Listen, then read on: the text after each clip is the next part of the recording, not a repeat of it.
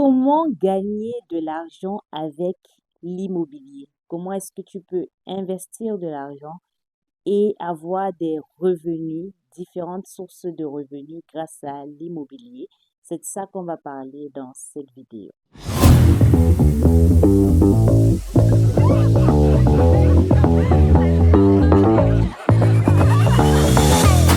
Bonjour, si c'est la première fois que tu tombes sur cette chaîne, je suis ravie de t'accueillir. Je suis Eugénie et ici je te parle d'investissement immobilier. J'ai l'habitude ici de partager mon expérience sur mes investissements, les problèmes que j'ai eu à rencontrer, les erreurs et aussi les succès.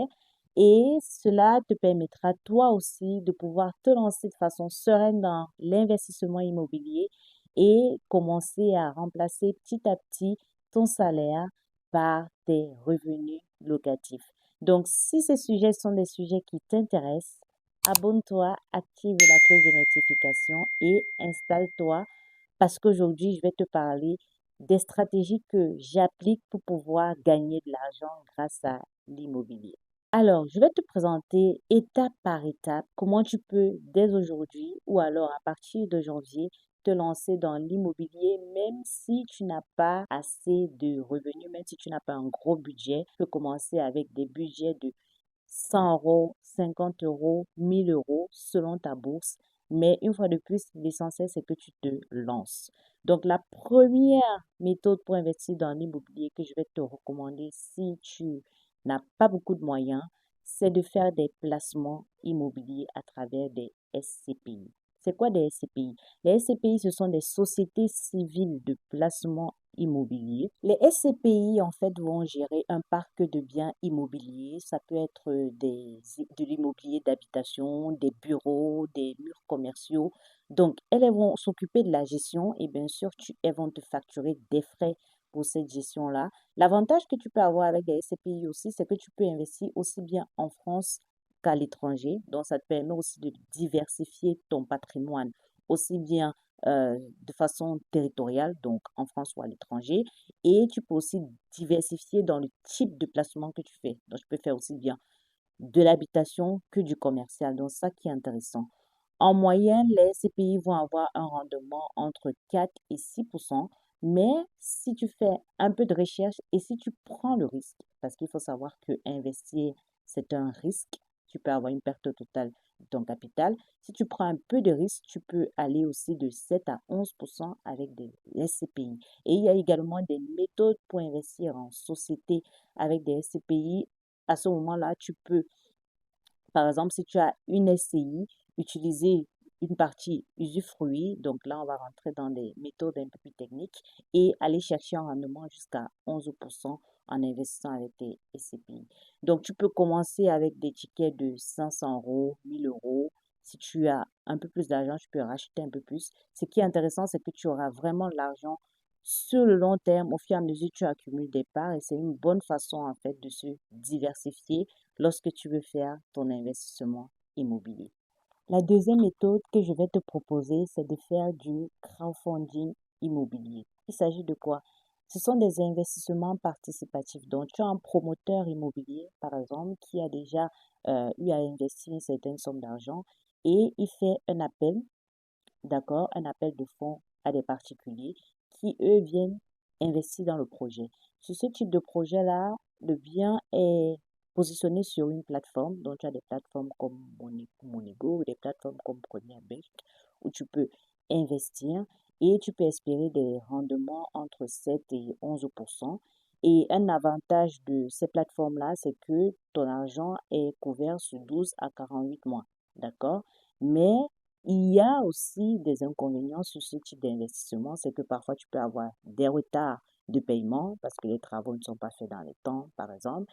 Et il y a d'autres projets où tu peux même avoir de la perte en fait de ton capital investi. C'est pour ça que j'insiste toujours sur le fait que lorsque tu souhaites faire un investissement de ce type-là, donc un investissement complètement passif où tu n'as la gestion de rien, il faut toujours investir un argent que tu es prêt à perdre, un argent euh, sur lequel tu ne mises pas pour manger, si on va faire ça, d'accord?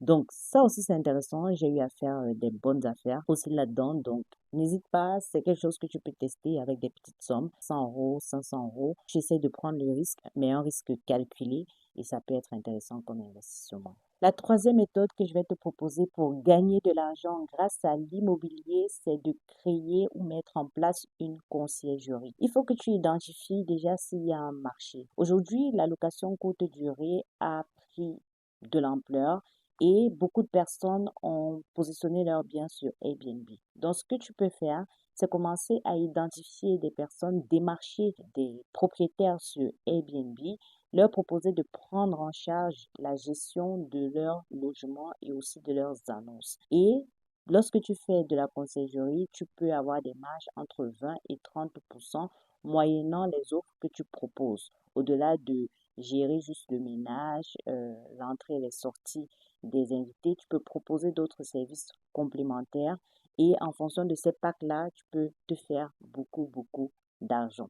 Mais il faut être disponible pour le faire. Ça demande d'être rigoureux, ça demande d'être disponible, ça demande d'être proactif pour pouvoir avoir assez de propriétaires dans ton parc et donc gagner plus de revenus.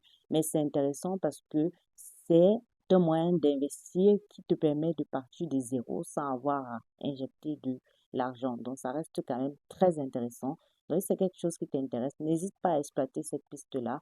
Aujourd'hui, la conciergerie a encore de l'ampleur. Tu peux te lancer, même si tu n'as rien, ça commence à être un moyen de capitaliser pour avoir de l'apport pour investir dans l'immobilier. Et la dernière méthode que je vais te proposer, c'est bien sûr d'investir dans les murs, d'investir dans la pierre, donc c'est d'acheter un bien immobilier. Si tu as un peu d'apport et que tu as des ambitions d'investir sur le long terme, de gagner de l'argent sur le long terme avec de l'immobilier, même si tu as un petit budget, tu peux commencer par un studio, tu n'es pas obligé de commencer par de grandes surfaces, mais fais tout pour investir. Essaye d'investir, essaye de te mettre dans des conditions pour pouvoir avoir un crédit bancaire, d'accord, et investir dans la pierre. Ça pourra commencer à te générer des revenus locatifs, tu pourras commencer à gérer des locataires, avoir ton patrimoine, commencer à capitaliser là-dessus et investir et enchaîner, pardon, plus tard des investissements immobiliers. Pour moi, ça reste le meilleur moyen d'investir. Donc, tu commences à investir, tu te diversifies, tu t'améliores, tu t'étends et tu multiplies ton patrimoine pour pouvoir avoir beaucoup de loyers locatifs qui pourront finalement te faire atteindre ton indépendance financière. Donc, dis-moi laquelle de ces méthodes t'intéresse en commentaire. Est-ce que tu t'es déjà lancé dans un de ces types d'investissements? Est-ce que tu as des difficultés à te lancer? Si jamais tu as des difficultés, si jamais tu as un sujet que tu as envie de creuser en particulier, n'hésite pas à prendre un rendez-vous avec moi. Je serai ravie d'échanger avec toi, de partager autour de ces sujets-là. Ce sont des sujets qui me passionnent. Donc, sincèrement, n'hésite pas. Et si tu n'es pas encore abonné à la chaîne, abonne-toi, active la cloche et on se retrouve pour une prochaine vidéo. Ciao, ciao!